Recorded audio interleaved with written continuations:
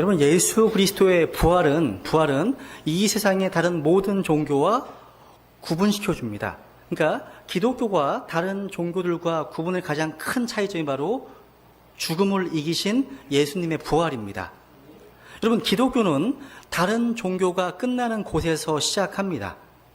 바로 부활이죠, 그죠? 여러분, 세상의 모든 종교가 창시자의 시체나 뼈 조각을 가리킬 수 있습니다. 그리고 창시자의 무덤을 찾을 수가 있습니다. 석가모니는 인도 능수 해안에 묻혀 있습니다. 또 이슬람교의 마호메트는 사우디아라비아의 메카에 묻혀 있습니다. 공자는 중국의 장평양에 묻혀 있습니다. 이들은 무덤에서 나오지 못했습니다. 죄인으로 태어난 사람이었을 뿐이고 죄의 싹은 사망이기 때문에 거기에서 썩었고 흙이 되었습니다. 그러나 창조주 하나님으로서 이 땅의 죄인들을 구원하게 오신 우리 주 예수님은요, 그분의 무덤은 비어 있습니다. 여러분, 한때 석가모니의 뼈가 발견되었다고 해서 인도를 위시한 많은 불교 국가에서는 한동안 떠들썩했습니다. 그때 이 석가모니의 뼈들은 잘 진열되어서 수백만 인도 사람들의 아주 그 경외감 속에서 시가 행진을 했습니다. 그 뼈가 지나갈 때요, 수많은 사람들이 그 뼈 앞에 엎드려 절했습니다. 그 사진이 제가 기억이 나요. 여러분, 이 광경을 가만히 지켜보았던 한 선교사분이요, 친구에게 이렇게 말했습니다. 만약 저들이 예수 그리스도의 뼈를 하나라도 발견한다면 기독교는 산산조각이 나고 말 것이네. 맞습니다, 여러분. 우리 주님의 무덤은 빈 무덤입니다. 예수님의 뼈 조각을 하나도 찾을 수가 없습니다. 기독교의 자랑과 기독교의 영광 바로 주님의 빈 무덤입니다. 여러분, 예수님의 부활은요, 신약 성경에서 104번에 걸쳐서 언급되고 있습니다. 이 부활은요, 사도행전에서 나오는 사도들의 설교에서 핵심적인 교리였고 주제였습니다. 그래서 사도행전에 보시면 이런 말씀하십니다. 4장 33절에 보시면 사도들이 큰 권능으로 주 예수님의 부활을 증언하며 큰 은혜가 그들 모두에게 임했다고 되어 있습니다. 여러분, 바울의 설교 주제는 언제나 예수님의 부활에 관한 것이었습니다. 어디를 가나 예수님의 부활을 전파했습니다. 그렇게 중요한 교리가 바로 부활의 교리입니다. 여러분, 사복음서에 보시면 예수님의 탄생 관련해서는 마태복음과 누가복음에서만 2번 기록되어 있습니다. 하지만 예수 그리스도의 죽으심과 부활에 대한 내용은 사복음서 전체에 다 기록되어 있음을 보게 됩니다. 그만큼 비중이 있는 주제라는 겁니다. 오늘 본문에 보시면 예수 그리스도께서 십자가에 못 박히시고 사흘 만에 다시 부활하시는 놀라운 사건이 기록되어 있습니다. 먼저 부활의 주님께서 누구에게 가장 먼저 자신을 보이셨는지 한번 생각해 봤으면 좋겠습니다. 부활하신 주님께서 누구에게 가장 먼저 자신을 계시하셨을까요? 한번 1절을 보세요. 1절. 마태복음 28장 1절에 보시면 안식일이 끝나고 주의 첫날이 밝아오기 시작할 때 막달라 마리아와 다른 마리아가 돌 무덤을 보러 갔는데, 여기 막달라 마리아와 다른 마리아가 나옵니다. 그죠? 이 여인들은 평범한 여인들이었습니다. 생각해 보세요. 왜 베드로나 요한과 같은 사도들에게 나타나신 것이 아니라 평범한 여인들에게 먼저 자신을 드러내셨습니다. 여기 나와 있는 이 막달라 마리아와 다른 마리아는 요한복음 19장에 보시면 바로 이 다른 마리아가 바로 글로바의 아내임을 알 수 있습니다. 또 마가복음 16장 9절에 보시면 여기 살로메라고 하는 여인이 또 등장합니다. 또 누가복음 16장에 보시면요, 24장 10절에 보시면 요한나라고 불리는 여인도 등장합니다. 그러니까 이 여인들은요, 갈보리 십자가에서 끝까지 머물렀습니다. 왜요? 주님을 사랑하기 때문에. 그 주님께 대한 사랑 때문에 무덤에 제일 먼저 찾아온 여인들입니다. 이 여인들이요. 근데 마가복음 15장 9절에 보시면 예수님께서 자신의 부활하심을 처음으로 나타난 여인이 등장해요. 한번 읽어볼까요? 시작. 이제 예수님께서 주의 첫날에 일찍 일어나신 뒤에 전에 친히 몸속에서 7마귀를 내쫓아 주신 막달라 마리아에게 처음으로 나타나시니라. 여러분, 예수 그리스도의 부활을 제일 처음 목격했던 자가 누구였습니까? 막달라 마리아였다 기록하고, 이건 성경 퀴즈의 문제예요. 막달라 마리아였다 기록하고 있습니다. 여러분, 막달라 마리아는 7마귀에게 사로잡혀 있었던 아주 어두운 세상에 살았던 여인이었습니다. 그런데 이 여인에게 제일 처음으로 이 자신의 부활을 드러내셨습니다. 그러고 나서 다른 여인들에게도 나타내셨습니다. 왜 부활하신 주님께서 11사도도 아닌 그렇게 평범한 여인들에게 먼저 나타나셨을까요? 왜요? 그것은 제가 믿기로는 이 여인들이 주님의 은혜를 체험했기 때문입니다. 주님의 은혜를요. 여러분, 막달라 마리아를 포함한 이 여인들이 어떤 사람들이었는지, 그들이 예수님과 처음에 어떻게 만났고 또 어떠한 관계를 맺었는지 누가복음 8장에 나와 있습니다. 한번 볼게요. 8장. 여기 그 뒤에 그분께서 모든 도시와 마을을 두루 다니시며 하나님의 왕국의 기쁜 소식을 선포하고 보이셨는데 12제자가 그분과 함께하였고 또한 악한 영들과 병약함에서 고침을 받은 어떤 여자들 곧 몸속에서 7마귀가 나간 자로 막달라라 하는 마리아와 헤롯의 청지기 구사의 아내 요한나와 또 수산나와 다른 많은 사람들이 자기 제물로 그분을 섬겼더라. 이 말씀에 보시면 12제자만 하나님께 쓰임받은 게 아니에요. 여기 보면 여인들의 역할이 있음을 강조하고 있습니다. 3절에 보시면 자기의 제물로 주님을 섬기면서 복음 사역을 위해 헌신했다는 사실을 말씀하고 있습니다. 그들이 어떻게 그러한 모습을 보일 수 있었을까요? 여기 2절에 보시면 몸속에서 7마귀가 나간 자 나오죠. 한마디로 은혜를 받은 사람들이었습니다. 악한 영들이 나갔고 그들은 자유를 얻었습니다. 육신의 병약함에서 자유를 얻었습니다. 즉 하나님의 은혜를 체험했다는 거예요. 그 은혜 때문에 십자가까지 예수님을 쫓아갔습니다. 그 은혜 때문에요. 마가복음 15장에는요 보시면 예수님께서 십자가 달리신 사건을 이렇게 보여주고 있는데 한번 보세요. 한번 40절 보시면 멀찍이 떨어져서 바라보는 여자들도 있었는데 그 가운데는 막달라 마리아와 또 작은 야고보와 요새의 어머니 마리아와 살로메가 있더라.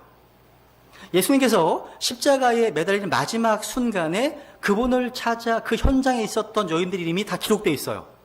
이름이 기록되어 있습니다. 41절에 보시면 그들은 또한 그분께서 갈릴리에 계실 때 그분을 따르며 그분을 섬기던 자들이요. 이 여인들은 이곳 십자가까지 따라왔습니다.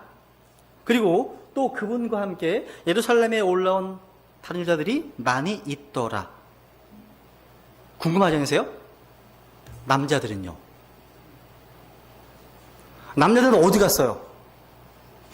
남자들이 안 보여요. 베드로는 예수님을 부인하고 저주하며 떠나버렸습니다. 다른 많은 제자들도 다 물러갔습니다. 그러나 평범했던 여인들, 영이 강화했던 여인들은 십자가까지 예수님을 쫓아왔습니다. 왜냐하면 그들은 예수님의 은혜를 알고 있었기 때문입니다. 그 은혜를 저버릴 수 없다고 생각하기 때문입니다. 이렇듯 하나님의 은혜를 체험하고 그 은혜 가운데 겸손하게 계속 머물러 있는 사람들은 주님을 떠나지 않습니다.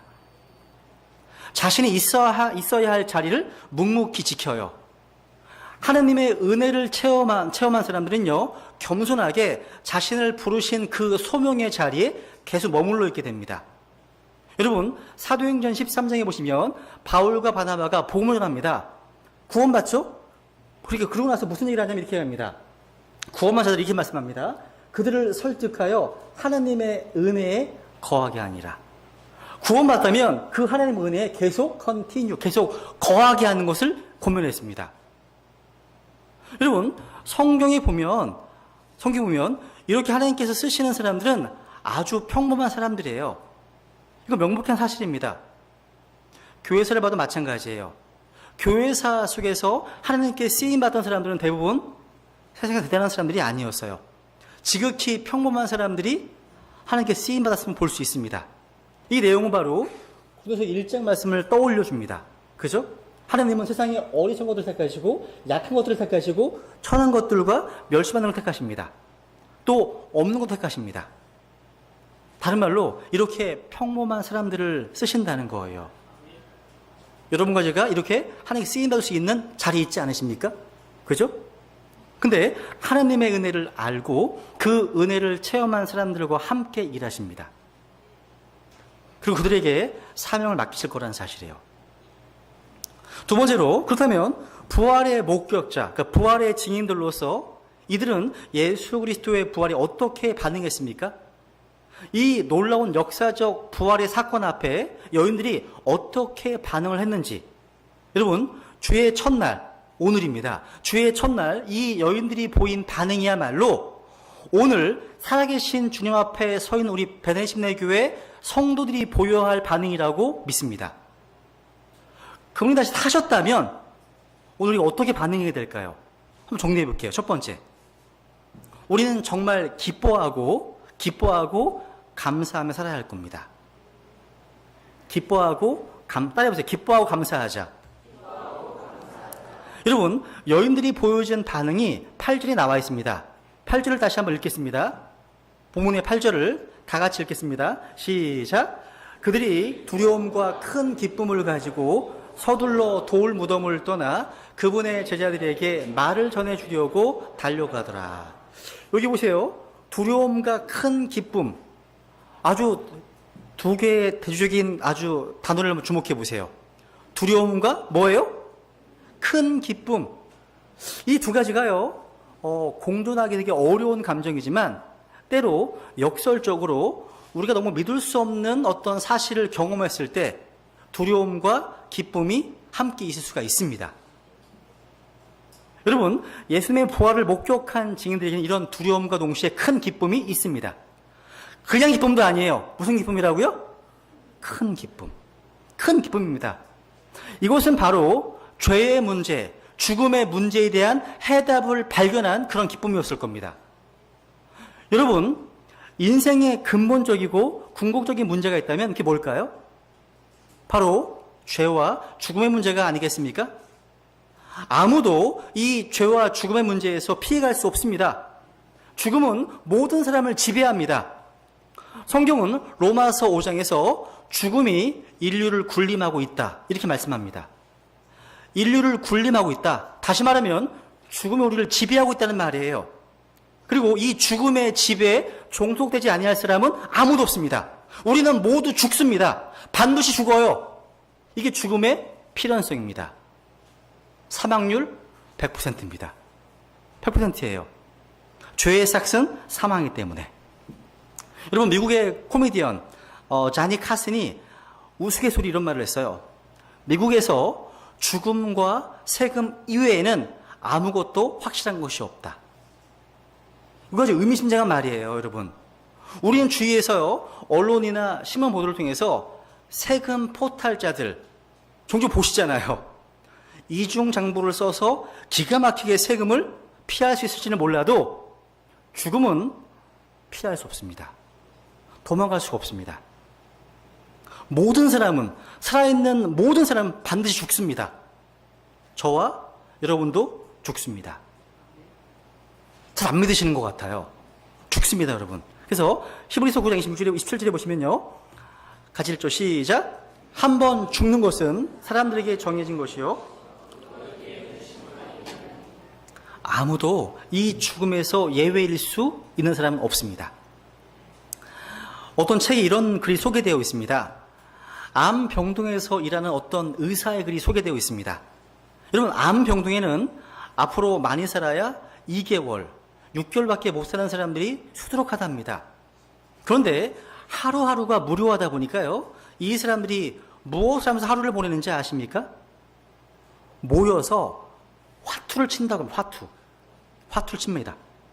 그 중에는 돈을 따는 사람들도 있습니다. 그러면 야, 나 오늘 2만 원 땄다, 나 3만 원이다 하면서 어린아이들처럼 좋아한답니다.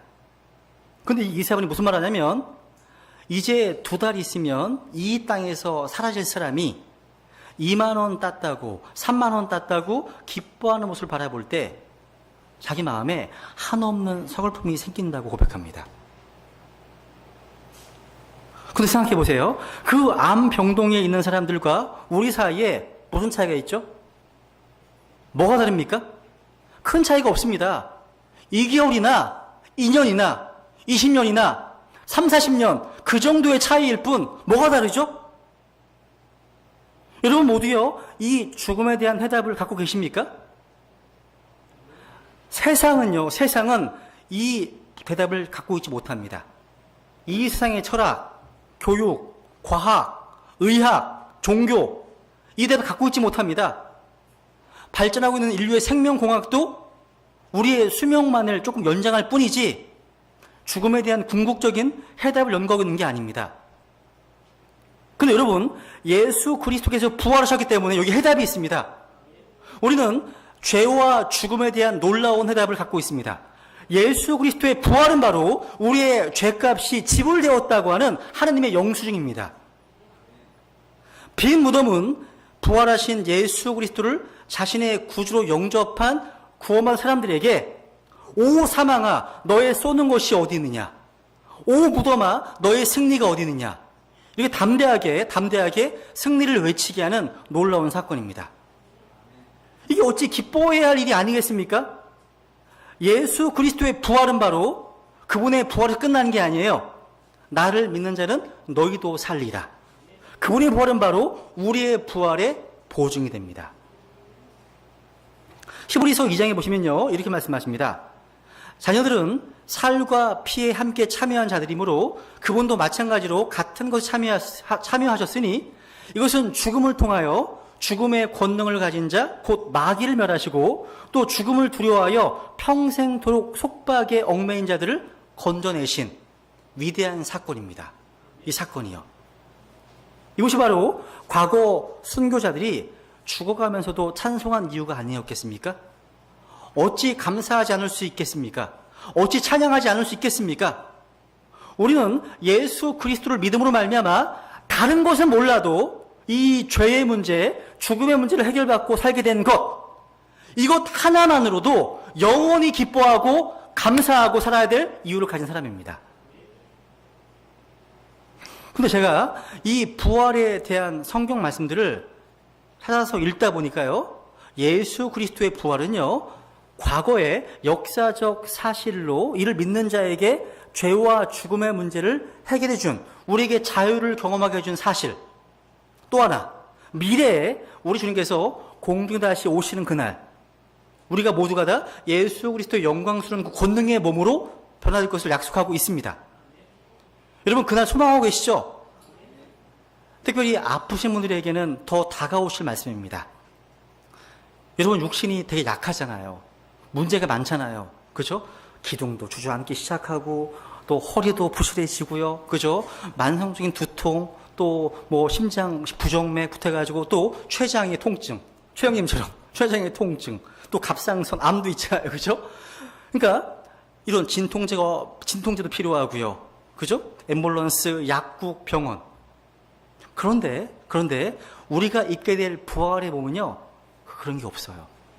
진통제도 없고 고통도 없고 또 병원도 없습니다. 환장 휠체어도 필요 없는 몸입니다. 이 자리에 육신의 질병과 연약함 때문에 아픔 가운데 있는 분이 계시다면 부활의 주님을 바라보십시오. 여러분 조금 있으면 이 모든 병이 사라진 아주 부활의 몸, 건강한 몸으로 변화될 겁니다. 이게 우리 부활의 미래적 소망입니다.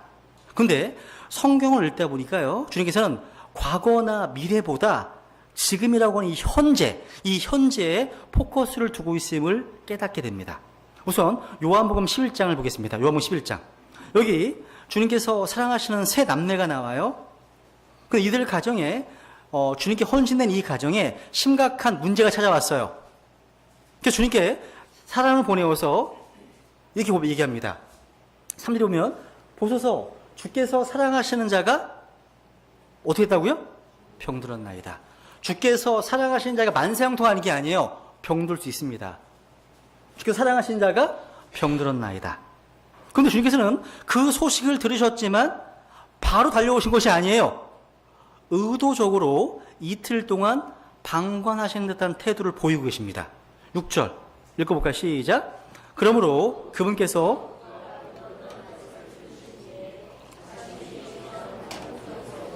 이틀을 더 머무시고, 우리 생각에는 그렇게 사랑을 많이 받고 또 사랑하고 있는 나사로의 병든 소식이 전해지자마자 급히 짐을 싸가지고 나사로에게 가서 위로도 하고 그래야 될 터인데, 예수님은 이틀을 더 거기에 머무셨습니다.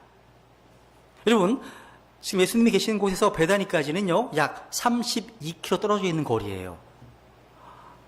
한번 생각해 보세요. 여기서 저는 예수님께서요, 이 나사로의 고통, 이 마르다와 마리아의 고통을 방관하고 계시다는 느낌을 지울 수가 없어요. 그런데 나사로가 고통할 때 방관적인 이 태도가 오늘 저와 여러분들 삶 속에서도 가끔씩 보여지는 주님의 태도이기 때문에 문제입니다. 주님께서는 이렇게 극단적인 상황으로까지 가도록 기다리셨다는 거예요. 우리는 지금 당장 주님께서 이 문제를 해결해 주셔야 하는데, 주님께서는 모든 것이 끝나버리는 상황으로까지 몰고 가신다는 거예요. 어떤 목적이 있으시기 때문에. 이렇게 늦지막힌 채 현장을 주님이 찾아오셨습니다. 나사로가 죽은 지 나흘이 된 절망적인 상황입니다. 17절을 보세요. 그때 예수님께서 와서 보시니 그가 무덤에 누운 지 이미 나흘이나 되었더라. 그런 예수님에 대해서 마르다와 마리아가 아주 섭섭한 모습이 역력해요. 21절 보세요. 그때 마르다가 예수님께 이르되, 주여, 주께서 여기 계셨더라면 내 오라버니가 죽지 아니하였으리이다. 또 마리아를 보세요. 주여, 주께서 여기 계셨더라면 내 오라버니 죽지 아니하셨으리다. 똑같이. 그러니까 지금 이 두 자매가 집착하고 붙들고 있는 것은 시제를 보면 과거입니다. 다시 되돌릴 수 없는 그런 아픔, 회한과 이런 것들이 마리아 마르다를 꽉 붙잡고 있는 겁니다. 그런 상황이에요, 지금. 근데 지금 이 두 자매의 공통점이 하나 있어요. 예수님께 오빠가 죽은 거에 대해서 책임을 돌리는 전가하는 모습이에요. 그때 23절에서 이렇게 말합니다, 주님께서. 23절에 보시면 예수님께서 그녀에게 이르시되 내 오라비가 다시 일어나리라 하시니라. 이건 놀라운 말씀입니다. 놀라운 말씀입니다. 그죠? 이 말씀을 듣고 난 이후에 마르다의 태도를 보세요. 24절. 마르다가 그분께 이르되 마지막 날 부활할 때 그가 다시 일어날 줄 내가 아나이다 하매. 지금 마르다는요, 시제로 치면 과거에 연연했던 그 자리에서 현재를 껑충 띄어가지고 어디로 가는 거예요? 미래로 갑니다. 미래로 가서 마지막 날 부활에는 다시 살 줄을 내가 아나이다. 지금 이 마르다의 믿음에서 무슨 결함이 발견되어집니까? 그렇습니다. 그녀의 믿음에는 현재가 빠져 있다는 거예요. 근데 예수님께서는 지금 그 유명한 I am을 말씀하십니다. 같이 읽죠. 시작. 예수님께서 그녀에게 이르시되 나는 부활이요 생명이니 나를 믿는 자는 죽어도 살겠고 누구든지 살아서 나를 믿는 자는 결코 죽지 아니하리라. 이것을 내가 믿느냐 하시니. 지금 I am, 내가 부활이요 생명이다. 여러분, 마르다는 부활 신앙을 가지고 있었습니다. 근데 마르다는요, 21절 과거, 24절 미래에만 초점을 맞추고 있었습니다. 그러니까 마르다의 믿음에는 현재가 빠져 있었다는 거예요. 여러분, 이것이 오늘날 성경을 믿는 성경 신자들이 범하기 쉬운 모습이 아닐까요? 생각해보면요, 우리의 신앙생활 가운데 현재가 얼마나 약한지 모릅니다. 그러나 우리 주님께서는요, I am으로 현재를 말씀하고 계십니다. 시제를 표현할 때 주님은 언제나 현재십니다. 오늘 현재 역사하시는 그 주님을 만나기 원하신다는 거예요. 즉 성경은 구원받은 성경 신자들에게 단지 우리가 죽음 이후에 부활이 약속되었다고만 가르치는 것이 아니라 예수 그리스도를 죽은 자 가운데서 일으켜 세우신 부활의 권능이 현재 우리 안에 있고 그 권능으로 말미암아 날마다 하루하루 승리하며 살아갈 수 있다고 성경 가르치고 있는 겁니다. 부활의 주님은요, 현재 우리의 삶에 영향을 미치는 능력이라는 사실입니다. 이 현재를 강조하고 싶은 거예요. 이 현재를요. 여러분, 이 세상을 지배하는 가장 강력한 권능은 죄의 싹신, 죽음의 권능이라고 말씀드렸습니다. 죽음은 모든 것을 지배합니다. 죽음은 모든 것을 삼키는 권능이 있습니다. 아무도 죽음의 세력을 대적할 수가 없습니다. 그런데 여러분, 죽음의 권능보다 더 강력한 힘이 있다는 사실을 아십니까? 그것은 바로 죽음을 패배시킨 바로 부활의 권능입니다. 바울은 에베소 1장 19절 그분의 강력한 권능의 활동에 따라 믿는 우리에게 베푸신 바 그분의 지극히 큰 권능이 어떤 것인지 너희가 알게 하시기를 구한다. 바울의 기도 제목입니다. 이 권능을 빌립보서 3장 10절에서는 바로 부활의 권능이라고 표현하고 있습니다. 또 바울이요, 부활장에서 선언한 승리의 외침을 들어보세요. 보세요. 같이 읽겠습니다. 시작. 오 사망아, 너의 쏘는 곳이 어디 있느냐? 오 무덤아, 너의 승리가 어디 있느냐? 사망에 쏘는 것은 죄요, 죄의 힘은 율법이니라. 그러나 우리 주 예수 그리스도를 통하여 우리에게 승리를 주시는 하나님께 감사하노라. 그러므로 내 사랑하는 형제들아, 너희는 굳게 서서 흔들리지 말고 항상 주의 일을 넘치게 하라. 너의 수고가 주 안에서 헛되지 않은 줄 너희가 아느니라. 지금 부활장 마지막 부분이에요. 계속 미래 시제로 말씀하시다가 지금 마지막에 가서는 현재 시제로 말씀하십니다. 바뀝니다. 여러분, 달라스 윌라드 박사가 쓴 책이 있습니다. 하나님의 모략이라는 책이 있어요. 그 책에 보면 오늘날의 기독교가 이렇게 많은 교인들이 있음에도 불구하고 세상에 영향을 끼치지 못하는 원인은 이렇게 지적합니다. 이렇게 설명합니다. 읽어볼게요. 오늘의 그리스도인들이 죄 용서를 위해서는 예수님을 믿으면서도 새로운 삶을 위해서는 예수 믿지 않는다. 또 하늘나라에 들어가기 위해서는 예수님 믿으면서도 하늘나라에 그 합당한 그 삶을 살기 위해서는 예수님을 믿지 않기 때문이다. 또한 죽음 이후의 삶을 위해서는 예수님을 믿지만 오늘의 삶을 위해서는 예수님을 신뢰하지 못하기 때문이다. 맞습니다, 여러분. 이 부활의 권능, 예수 그리스도를 죽은 자 가운데서 살리신 이 부활의 권능이 우리와 함께 한다면, 그리고 부활의 주님께서 우리와 함께 하신다면, 여러분, 오늘 우리가 이 세상에서 겪은 여러 가지 시련들과 고통과 외로움들과 어려움들을 이겨낼 수 있습니다.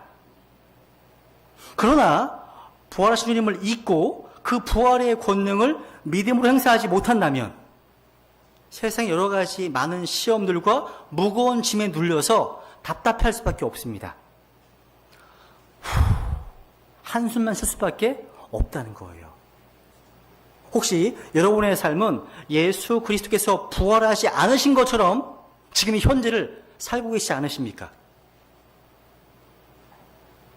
여러분, 복음서에 보시면요, 예수님께서 죽은 자 가운데서 3일 만에 부활하시고 승리하셨을 때 제자들은 어떤 모습이었습니까?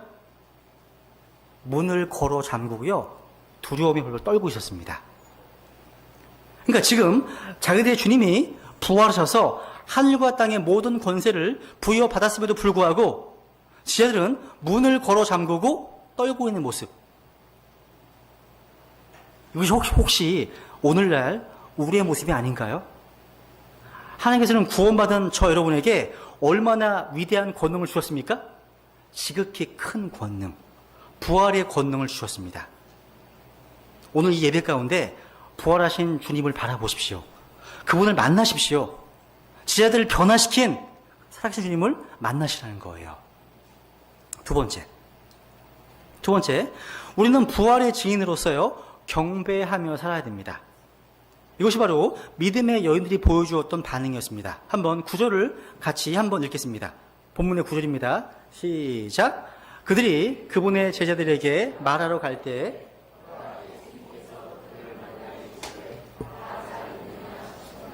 그들이 나와 그분의 발을 붙잡고 그분께 경배하니. 천사가 부활의 메시지를 선포했을 뿐 아니라 부활하신 주님께서 여인들에게 오셨습니다. 다 잘 있느냐? 다 잘 있느냐? 얼마나 놀랐겠습니까, 여러분? 살아계신 주님, 부활하신 주님을 목격한 순간 여인들은 엎드립니다. 주님의 발을 붙잡습니다. 그리고 뭐를 해요? 경배를 합니다. 예수 그리스도의 부활은 그분의 하나님 되심을 입증하고 있는 겁니다. 그죠? 경배는 하나님에게만 드리는 거예요. 예수님 바로 경배를 받으시기에 합당하신 하나님이시기 때문에 그 경배를 받으십니다. 근데 마리아는 부활하신 예수님을 만나기 전에 원래 어떠한 모습의 예수님을 만나러 갔습니까? 원래? 어떤 예수님? 부활하신 예수님을 만나러 갔어요? 아니면 시신으로서 예수님입니까? 시신. 아쉽게도요, 막달라 마리아는요, 시신을 찾으러 무덤에 갔습니다. 5절에 나오잖아요. 십자가에 못 박이신 예수님 여기 찾는 내가 안다. 여러분, 예수님께서 이전부터요, 내가 부활할 것이다. 자주 말씀하셨습니다. 여러 차례요, 내가 죽은 지 사흘 만에 살아날 것이라고. 근데 그 말씀 잊어버렸습니다. 그리고 부활하신 주님을 부활을 믿지 못했습니다. 그래서 막달라 마리아와 제자들은 예수님의 시신을 찾으러 갔습니다. 이것이 바로 우리의 문제점일 수 있습니다. 이것이요. 우리는 매주 주의 첫날 예배하는 자리에 나올 때 어떤 분을 만나러 오십니까, 여러분들은요? 잘 생각해 보세요. 지금도 이 가운데 살아계시고 역사하신 부활의 주님? 살아계신 분을 만나러 오십니까? 아니면 2000년 전에 죽으신 시신 같은 예수님을 만나러 오십니까? 여러분의 마음이 지금 어디에 있는지, 그리고 어떠한 자세로 예배를 드리는지 그 모습 보면 알 수 있습니다. 실제로 오늘날 많은 사람들이요, 죽은 예수님을 찾으러 와요. 이곳에 살아계시고 부활하신 주님의 임재 앞에 나온다는 기대감이나 아니면 부활하신 주님의 음성을 듣고자 하는 감격 없이 습관적으로 주의 주일이니까 의리적으로 예배 드리는 날이니까 그렇게 참여하고 계시지 않으십니까? 주님은요, 두세 사람이 모인 그곳에 함께 계십니다. 함께 계세요. 같이 읽어볼까요? 시작. 두세 사람이 내 이름으로 함께 모인 곳에 나도 거기에 그들의 한 가운데 있느니라 하시니라. 여러분, 부활하신 주 예수님의 임재 가운데 드리는 게 예배예요. 예배입니다. 예배는 2000년 전의 예수님이 아닌 바로 이 자리에 영광의 신비로서 함께 임재 계시는 주님을 인정하고 그 부활의 권능이 내 속에 역사한다는 것을 믿는 겁니다. 이것이 믿음이고 이것이 예배입니다. 우리가 이 자리에서 죽은 예수님이 아니라 부활하신 예수님, 살아나신 예수님을 만나십시오. 시신으로서 예수님이 아니라 살아계신 예수님을 만나서 경배하는 사람이 되시기를 주님께서 원하신다는 겁니다. 이게 예배의 본질이에요. 여러분, 예수 그리스도께서 부활하셨다면 부활의 증인으로 우리가 어떤 삶을 살아야 될까요? 첫 번째 뭐라고요? 우리는 기뻐하고 감사하며 살아야 됩니다. 두 번째로 뭐라고요? 우리는 경배하며 살아야 됩니다. 마지막 세 번째로요, 우리는 부활의 증인으로서 복음을 증언하면서 살아야 될 겁니다. 이것이 바로 부활을 목격한 여인들의 반응이었어요. 10절 마지막 줄 다시 한번 읽겠습니다. 10절 다시 읽죠. 시작. 이에 예수님께서 그들에게 이르시되 두려워하지 말고 가서 내 형제들에게 갈릴리로 가라고 말하라. 이제 그들이 갈 때, 야 보세요, 지금 순종하고 있습니다. 지금 그들이요. 주님께서 가라고 말씀하셨고 즉각적으로 순종하는 모습 볼 수 있습니다. 아니, 가라고 말씀하시기 전에 벌써 가지 않고는 견딜 수 없는 열정을 가지고 있는 모습, 이미 말하기 시작한 여인들의 모습 보세요. 8절에 오시면 이런 말씀이 있습니다. 그들이 두려움과 큰 기쁨을 가지고 서둘러 돌 무덤을 떠나 그분의 제자들에게 말을 전해주려고 어떻게 했습니까? 달려갔어요. 말하고 싶은 거예요, 지금. 이런 마음 보이십니까, 여러분? 제자들에게 무덤이 비어있다는 말을 전해주고 달려갔습니다. 어떻게 침묵할 수 있겠습니까? 어떻게 해요? 근데 이 부활의 기쁜 소식을 전파해야 하는 책임은 여인들에게만 있는 것이 아닙니다. 모든 그리스도인들에게 복음 증거는 특권이자 책임입니다. 부활의 증인으로서 우리가 복음을 증거해야 되는 가장 크고 중요한 이유는 뭐예요? 마태복음 28장 18절 말씀하고 계시는 대로 하늘과 땅의 최고 권능이신 부활하신 주님께서 그렇게 하라고 명령하시기 때문입니다. 모든 권세 가운데 가장 큰 권세에게 우리가 순종하는 겁니다. 그러지 않는다면 가장 큰 권세에 순종하지 않는 거예요. 가장 큰 거역입니다, 이게요. 그렇기 때문에 부활의 증인으로서 우리는요, 예수 그리스도께서 다시 살아나셨다는 이 복음을 전해 주어야 됩니다. 여러분, 부활이 빠진 복음은 복음이 아닙니다. 진정한 복음은요, 부활을 주제로 다루고 있는 부활쟁에서 나옵니다. 한번 다시 읽겠습니다. 한번 시작. 또한 형제들아, 내가 너희에게 선포한 복음을 너희에게 밝히 알리노니 너희 역시 그 복음을 받았으며 또 그 가운데 서 있느니라.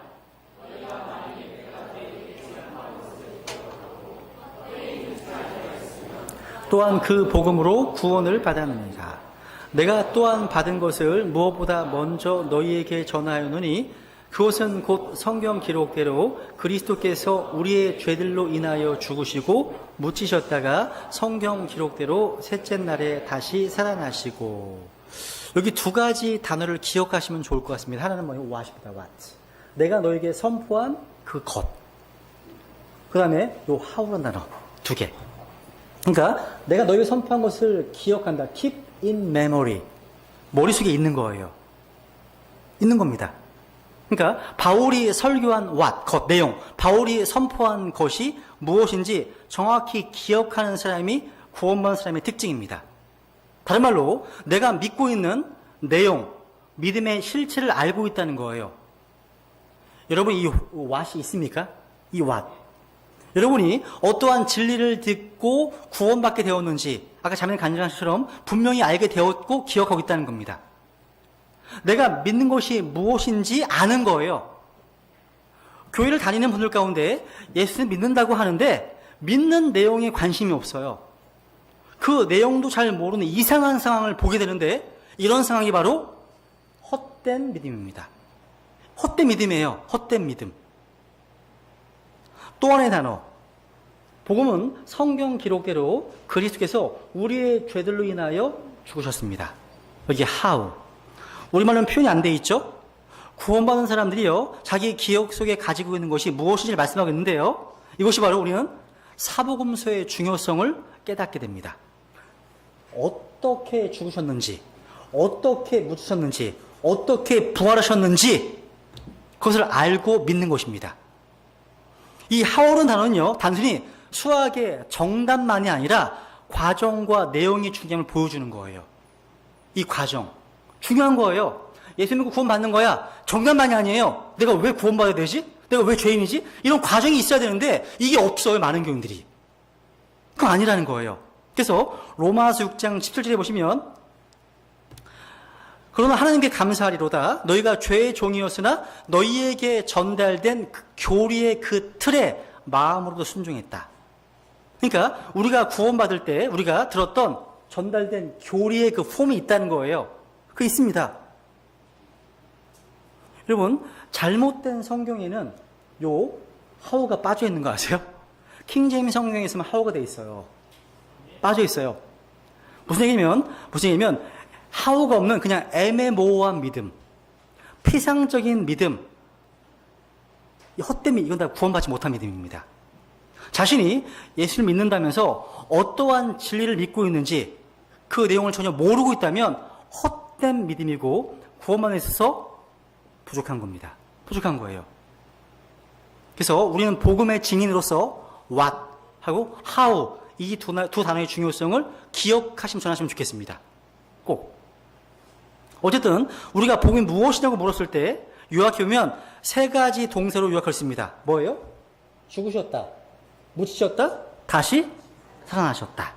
무엇 때문에? 왜 죽으셨다고요? 우리의 죄들 때문에. 이거예요. 이게 복음입니다. 어떻게 그분이 죽으셨고 부활하셨는지 그 사실을 믿고 기억하고 있는 것이 성경은 구원이라는 복음이라고 말씀하시는 거예요. 이 복음의 사실 가운데 핵심, 부활입니다. 부활이에요, 부활. 그러니까 세 가지 동사 가운데 한 가지만 뽑으라고 한다면 부활입니다. 왜? 부활은 죽음이 전제되어 있기 때문에요. 그죠? 대개는 예수님의 죽으심을 강조하잖아요. 죽었다는 것은 결과가 미정이에요. 죽고 끝날 수 있거든요. 끝날 수 있잖아요. 그죠? 근데 부활은 죽음을 전제로 있기 때문입니다. 한 가지만 이야기하면 부활입니다. 로마서 10장 9절 10절. 보십니다. 시작. 내가 만일 내 입으로 주 예수님을 시인하고 하나님께서 그분을 죽은 자들로부터 살리신 것을 내 마음속으로 믿으면 구원을 받으리니. 그렇습니다. 만약 여러분이 예수 그리스도의 죽으심에 대해서만 설교한다면 복음을 온전히 설교한 게 아니에요. 뭘 전해야 돼요? 죽으심과 부활하심. 그분의 죽으심과 장사지내면과 부활하심을 설교하기 전에는요, 이게 충분한 복음이 아니라는 거죠. 주님은 살아계십니다. 그분은 살아계십니다. 지금 그분은 이 자리에 살아계십니다. 아직 구원받지 못한 분이 계시다면 오늘 제가 선포한 이 복음의 내용을 기억하고 믿음으로 예수 그리스도를 마음에 모시지 않으시겠습니까? 그러면 구원받게 됩니다. 나의 죄 때문에 나를 대신해서 십자가에 피 흘려 죽으시고 무덤에 묻히셨다가 다시 부활하신 주님을 통해서 지금 바로 구원받을 수 있습니다. 여러분, 이 복음 말씀을 듣고 예수 그리스도께서 나를 위해 무슨 일을 하셨는지 기억하고 그 복음 말씀을 믿기로 결단하신다면 구원받을 수 있습니다. 이 복음을 우리는 전해야 한다는 사실이에요. 눈을 감아 보십시오. 말씀을 정리하겠습니다. 이 예배 가운데 부활의 주님께서 함께 하십니다. 이곳에 머리 숙인 분들 가운데 사망을 패하시고 죽음에서 다시 부활하신 예수 그리스도를 아직 마음에 영접하지 않으신 분이 계시다면 지금 이 순간 내가 지은 모든 죄악들 때문에 나를 대신해서 십자가에 피 흘려 죽으시고 사흘 만에 부활하신 그 사랑의 주님께 자신을 구원해달라고, 내 안에 들어와 달라고 요청하지 않으시겠습니까? 죽음은 언제 찾아올지 모릅니다. 죽음은 불예측성과 불확실성의 특징을 가지고 있습니다. 여기 계신 분들 가운데 아직 죽음의 문제를 해결하지 못한 분이 계시다면 지금 이 시간 하나님께 이렇게 고백하시지 않으시겠습니까? 하나님, 저는 그동안 하나님을 거슬러 살아온 죄인입니다.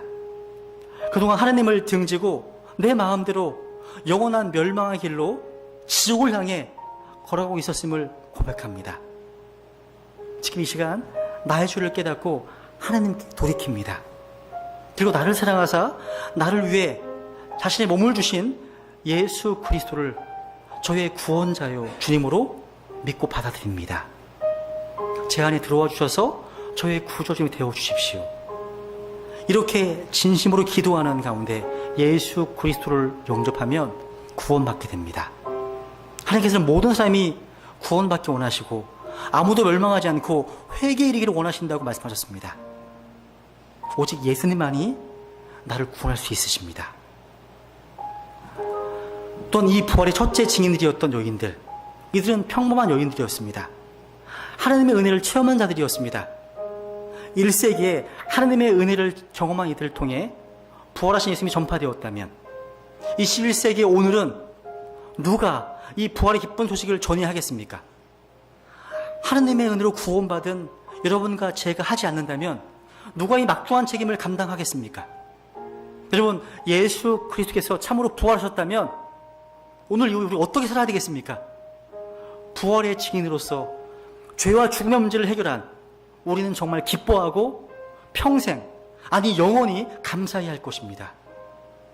우리가 진실로 이 기쁨 안에 산다면 이 생에서 아무리 힘들고 어려워도 이 부활의 권능으로 이길 수 없는 삶은 없습니다. 그리고 이 예배 자리에 나올 때마다 살아계신 주님, 부활하신 주님 앞에 합당한 경배를 드리면서 살아야 될 것입니다. 그리고 만나는 모든 사람들에게 예수 그리스도의 피 묻은 복음을 전하며 살아야 될 줄로 믿습니다. 다 같이 들으신 말씀을 기억하시면서 하나님께 결단하는 시간을 갖겠습니다. 기도하시겠습니다.